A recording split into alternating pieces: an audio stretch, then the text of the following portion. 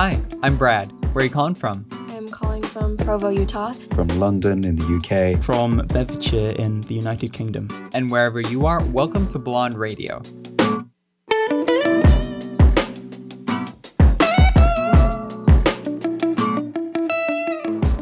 Hi, I'm Brad. I live on the west coast of Canada. I love being behind a camera, and I'm trying to drink more water in the new year. And welcome to Blond Radio, where every week I have a conversation with a stranger from around the world. Moving into 2021, we'll be transitioning from 3 guests per episode to 1. It's been so enjoyable speaking to so many new people, but I'd like a bit more time with each guest to chat and get a little deeper into it. Plus, I'd be lying if I said maintaining that level of content was easy. I'm hoping for a healthier workload with this project, and I hope you enjoy this new change. Today we'll speak to Lucas, a musician from the UK who writes under the name Yume. He's been a fantastic member of our community for a while now, and it was a real pleasure to speak with him. But first, this week at Blond Radio on Instagram, I gave you a prompt. What does being intentional mean to you? Here's what you had to say. Hi, I'm Laura. I'm calling from Provo, Utah, and I practice being intentional by checking my phone across the room. If I'm having a conversation with someone, trying to do work, and I find myself being distracted by my phone, which is very frequently, I will literally just throw it across the room so that I can't reach it. And that means my phone is pretty dented up and cracked most of the time, but it works for me, so that's what I do. Hello, my name is Benji.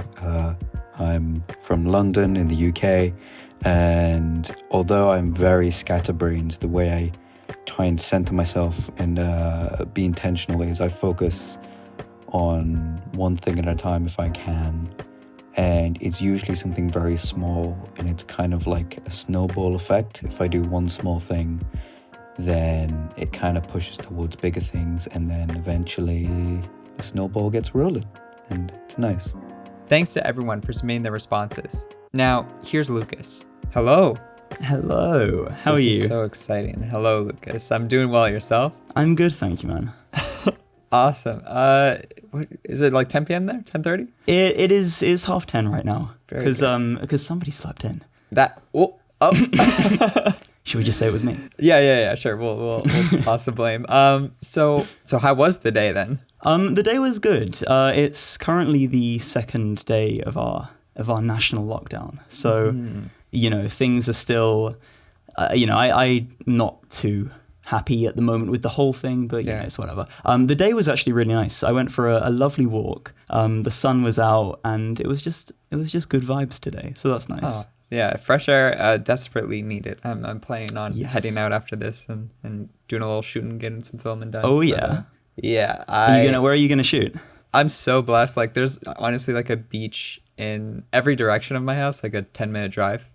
Really? Yeah. So that's insane. We'll see where it takes me today. But Lucas, thank you for joining me today. Man, it's a pleasure. Thank you for asking me on. Of course. And then where are you calling from? I'm calling from Bedfordshire in the United Kingdom in England. Very good. I know 2 of those things. Yes. Were they United Kingdom and England? Yes. So for the people who don't know you, Lucas, I'd love it if you would provide a little elevator pitch on you. You know, who you are, what you do, what got you to where you are today. Okay, so hello all. My pitch. My name's Lucas, and I am a musician, producer, singer, songwriter, things related to that.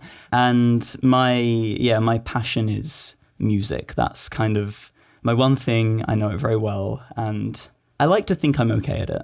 There's always room for improvement. But yeah, that's, and I mean, how I got here, like how I got to where I am now, or this very conversation. How specific are we going? Whatever makes you most comfy, whatever encapsulates who you are. Because in terms of how I got to this exact conversation, I was actually thinking earlier about how I got even to joining the Blond server. Mm-hmm. Because I was having a little scroll through like my old TikTok likes, and I was on your page, and I found your page without actually realizing it through your first ever video. Oh, wow. You remember the one? It's got I believe some red tulips on on it, and with the Animal Crossing music in the background. Yeah. Oh, And wow. I remember coming across that and just thinking it was the biggest vibe. And yeah, so that's how I got to this very conversation. But in terms of to where I am in my life, it was kind of my overall outlook on life, I guess. And because I would say I'm a fairly positive person now, would come from like university as an experience, I'd say, because I really didn't like school. School wasn't the one for me. Kids are mean, and the kids weren't particularly mean to me, to be honest. Right. But it's just not the nicest environment, I feel, especially in kind of formative years. You know, being around quite a lot of toxicity. I went to an all-boys school, and it was not the friendliest environment at times. Right. But I went through college was quite nice as well. I kind of found, you know, friends that I connected with a lot more than, you know, a lot of people I met at school. I'm still very good friends with a lot of my school friends. Oh, nice. I feel like is maybe a rare thing. I'm not sure, but we still talk very frequently. But I didn't feel like I found. It sounds so pretentious. I found myself until I went to uni. Because I kind of I did music production at uni. Yeah. Kind of similar to what Cam's doing, really, but it was more based on the audio production and, you know, a little bit of songwriting, a little bit of kind of even a little bit of music history, but mostly it was just, you know, studio stuff and mixing and things like that. And I just really found, I really feel like I found my kind of feet at uni, and I found my passion. It's just a nice feeling to finally get there after quite a lot of years of education. Oh, for sure. And like this is, you know, maybe a larger symptom of traditional modern education, but there's so much pressure to find out as early as possible what the thing you want to do is. Oh yeah. But like, I don't know. I always look at my parents as like my mom, ever since she was like a child, like 6 years old, she knew that she wanted to be a nurse, and then she became a nurse. Where my dad, he's in his like 5th career now, and he's always like switching it up. Really? Like there's no one track to, you know, finding the thing that you are supposed to do or want to do. So yeah, it's all. What's your dad doing currently? Automotive, like mechanic repair tools. He drives around this big truck and he sells tools to mechanic shops. Yeah, it's pretty niche, but he makes quite a living at it. He enjoys it a lot. Yeah. And I mean that's the most important thing, surely, is exactly the enjoyment you get out of your work. For sure. Because, you know, everyone's heard that thing before that people say, after, no matter if it's your dream job, after a while work becomes work. And, you know, that's fairly unavoidable, but to still find enjoyment in your work, you know, even if it's kind of not few and far between, but the moments are less frequent. Totally. It's, I think, so special. Yeah, I wouldn't say, like even where I'm at with this project, like it's work. Like I wake up and I have lists and goals and everything, and some days are longer than others and it can be taxing. Yeah. But the excitement is also still there, and the joy. So forever, how long that keeps up, I think I'll be happy. I mean, happiness is the meaning of life, really, isn't it? It really is. If you can find happiness in your life, then you've kind of nailed it. Fingers crossed that we're well on our way. But we're all on our way. Because Lucas, as getting to know you, because I really only feel like I really truly got to know you after I joined our little mini sub server. You know, once the server starts getting big enough, it starts splintering off, and there's a bunch of mini servers, and we have this sort of League of Legends / alt gaming server. And I don't know if I properly met you before then. And so I really just got to know you as a person and character. And then weeks later, I discovered your music. And okay, so this might sound weird. I firmly believe there's like, to put everyone in a big generalized box, as you shouldn't do, there's 3 factors to a person. There's like appearance, which is like your style and like maybe personal hygiene. There's the talents very important, or things that you're good at. And then there's your interpersonal skills. And I only knew you as this really kind, wholesome person. And then I found not only your music, but your Instagram. I'm like, oh my God, this man's 3 for 3. So it's stop. It's an honor to know you. Is what you, I'm trying to say here. Likewise.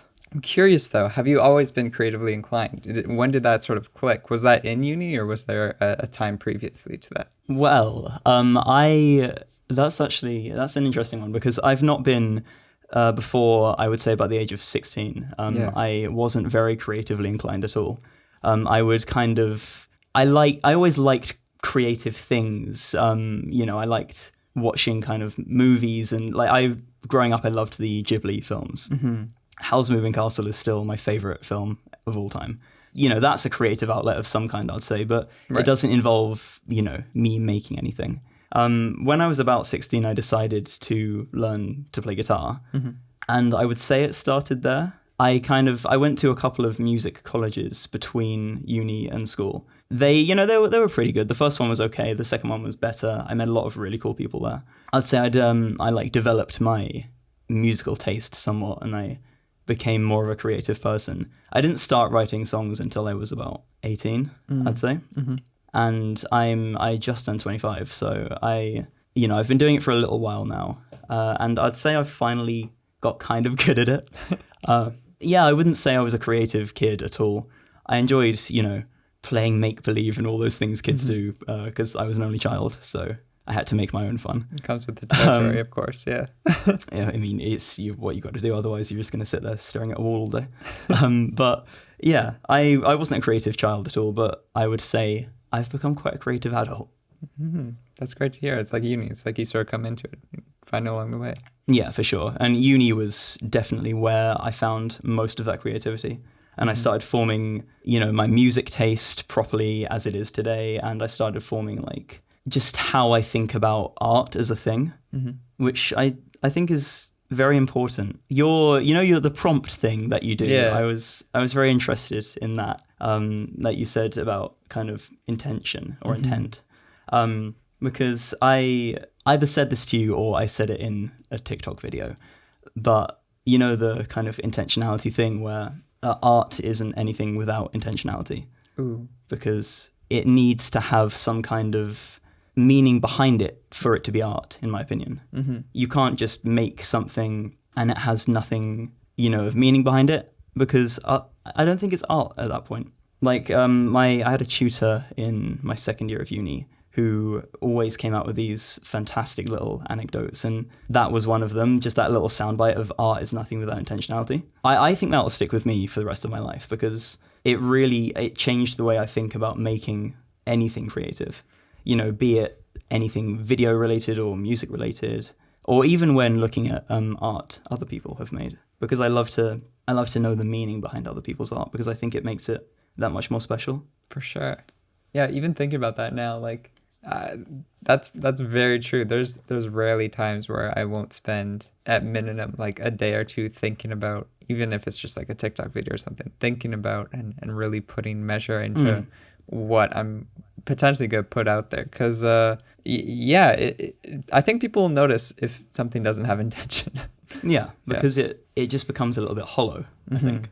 I was listening to the podcast you did last or a couple of weeks ago with Simon. Yeah, it was Simon.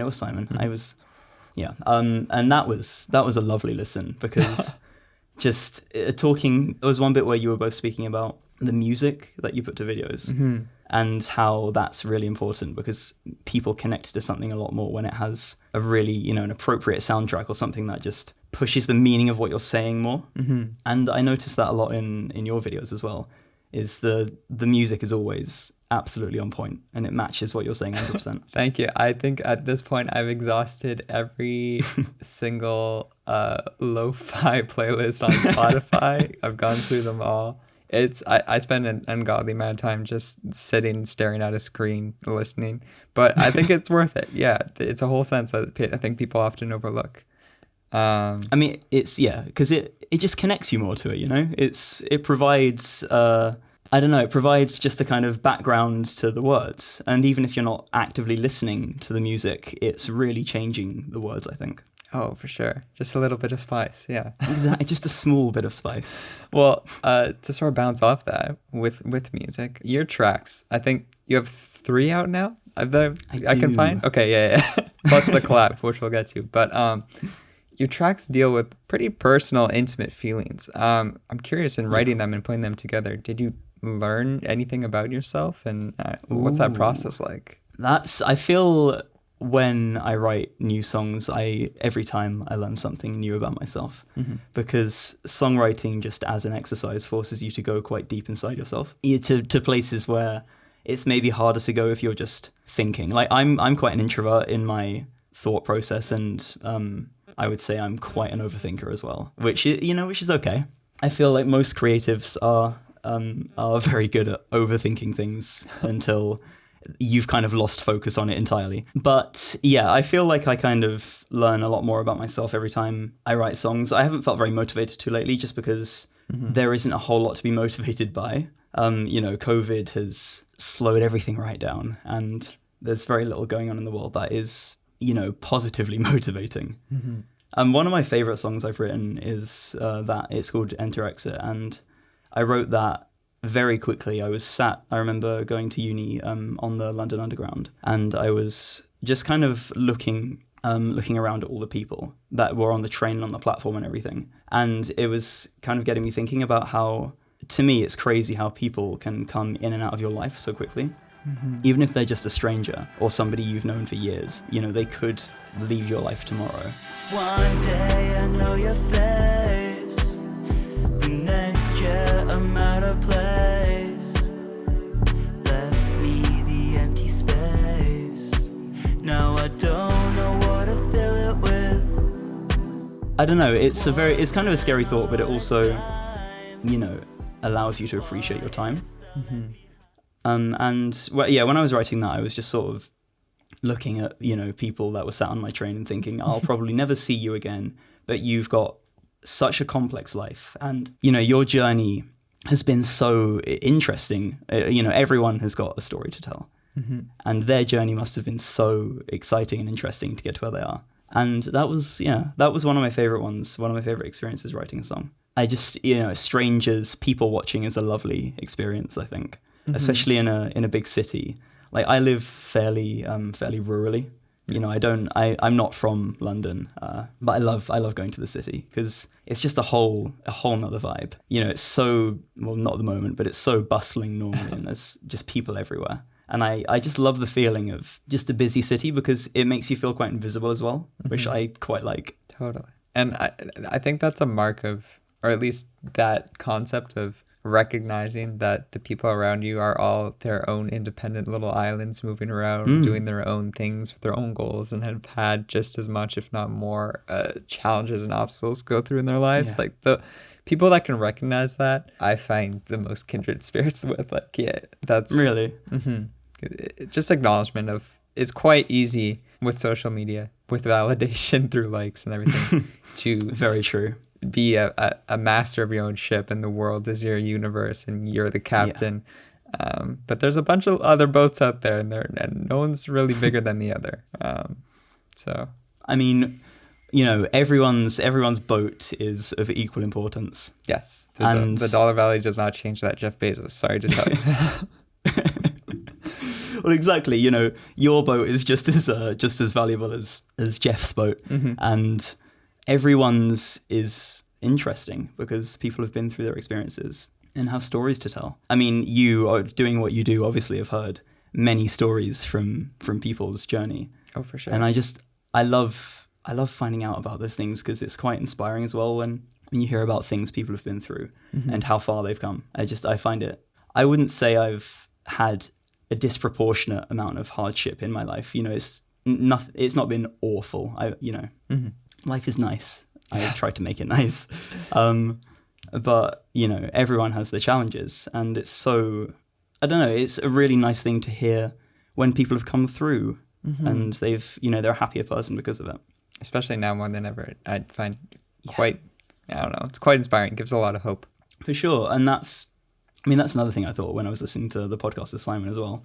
Just, about that and about like, achieving goals from the year, even though it had been the year it had been. It's those things, hearing other people achieve their goals and their dreams really pushes me to try and achieve mine, I think. Hell yeah. And if I know anything about you, you're well on your way, man. Thank you, man. To speak a bit to that, when the boats come along aside each other and you're working with someone else. About this collab, I love this little tune together you put with. Is it Milk Snake? Am I saying that right? It is. Okay, Yes. okay, cool. Was that a quarantine project? I mean, like it came out last year. Well, that was so that was my girlfriend at the time actually. Okay. And no, it's nothing like that. Okay. But because I still love that song, and I love the vibes as well. It's kind of got these really cool like lo-fi vibes. Yeah, no, that was just because we had never written a song up to that point together, and she's a music producer as well, and it was just something we thought it was probably about time we actually did, and I'm just really pleased with the outcome of it as well. Yeah, just some cute little lo-fi vibes. How does that, with this added context now, but maybe in a broader scope, how does working on collab compare to going solo? What are the pros and cons there? I have a lot more experience with solo stuff. Yeah.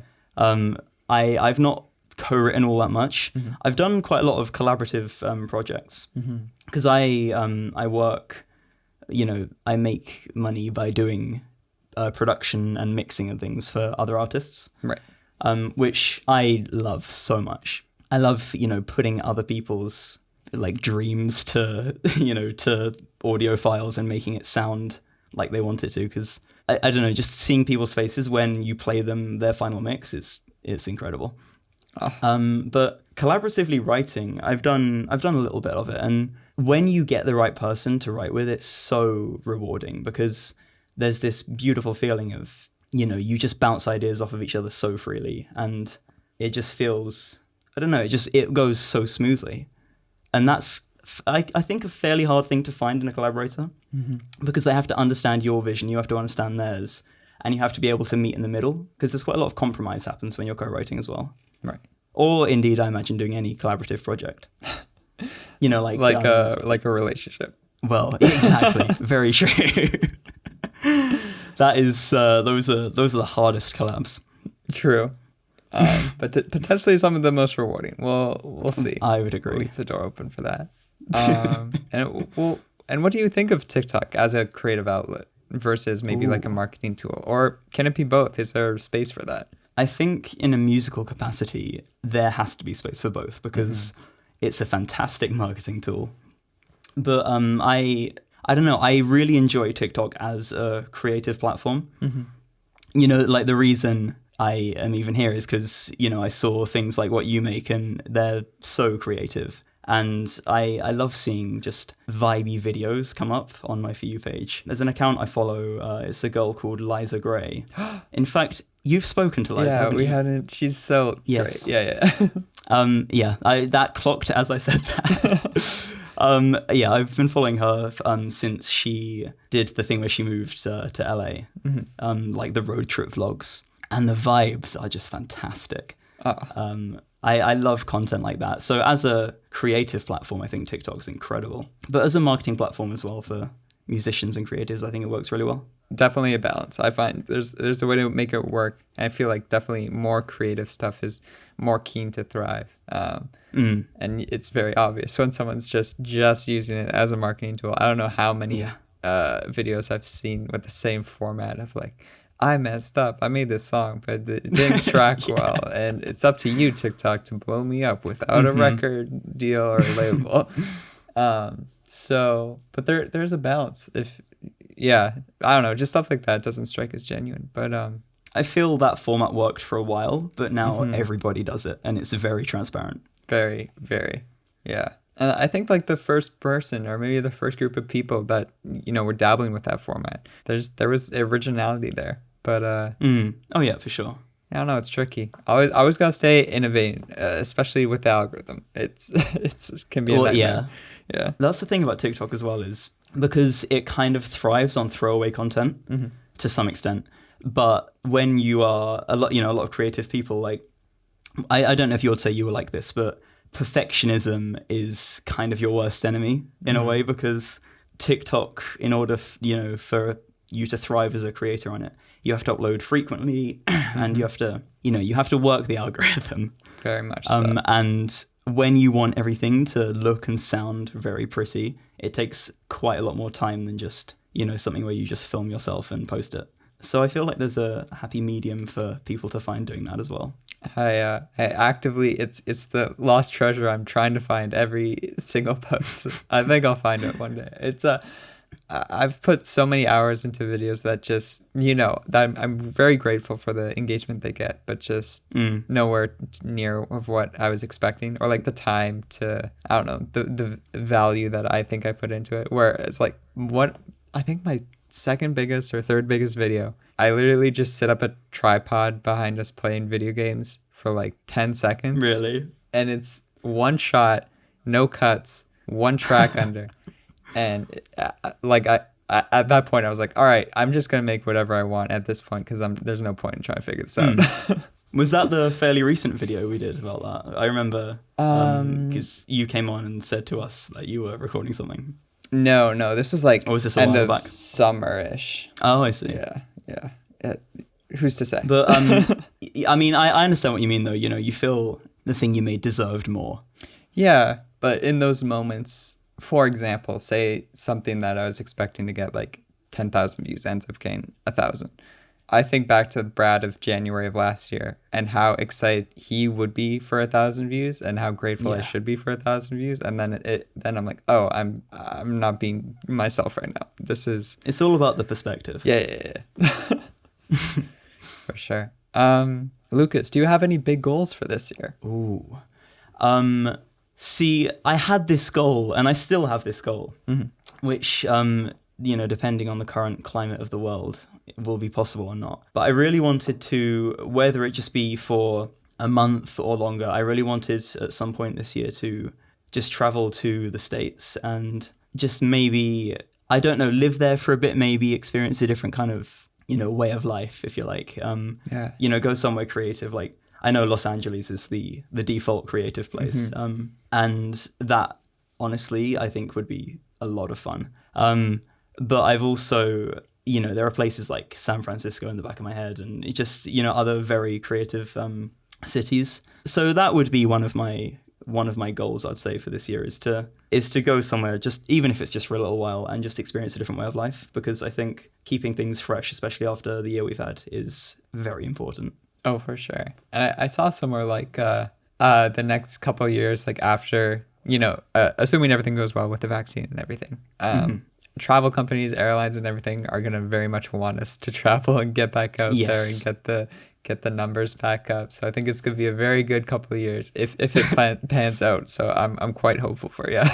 Things may be cheaper than they would have been. Yes. Fingers crossed, because my wallet is hurting. Yes.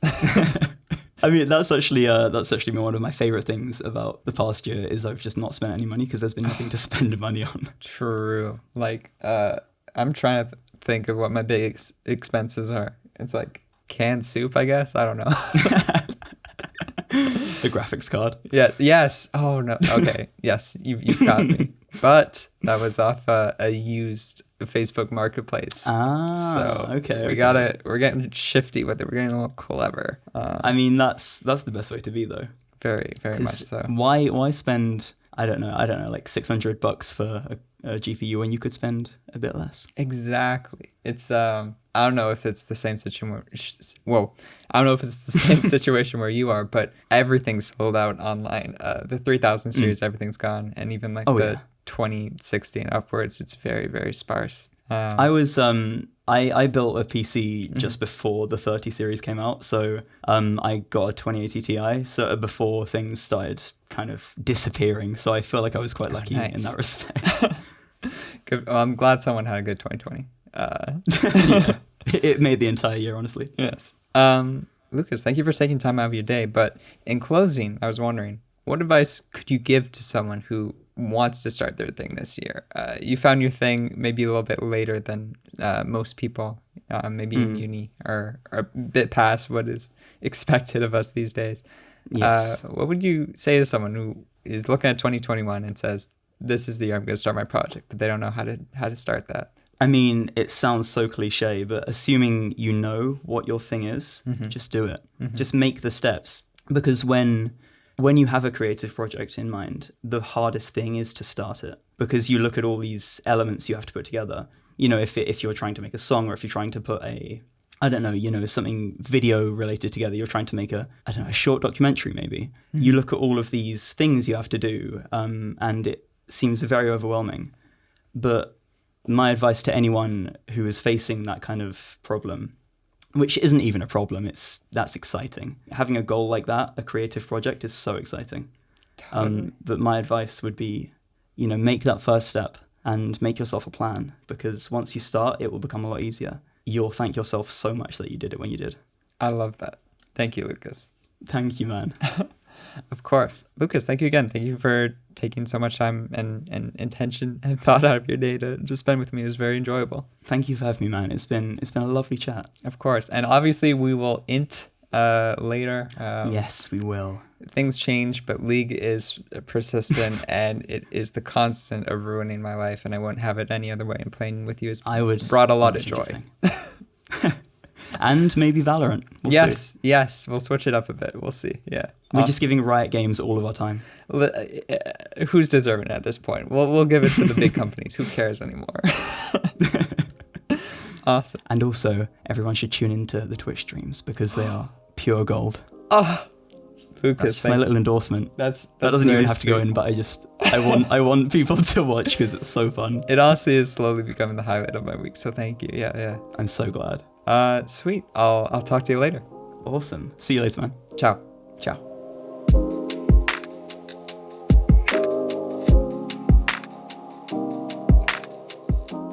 Special thanks to Lucas and everyone who submitted a response for making this episode possible. Intro music provided by Wayfie, that's Wayfie, and accompanying tracks by Lowboil, that's Loboil, who can both be found on all major streaming platforms. I'll see you soon, and thanks for tuning in to Blond Radio.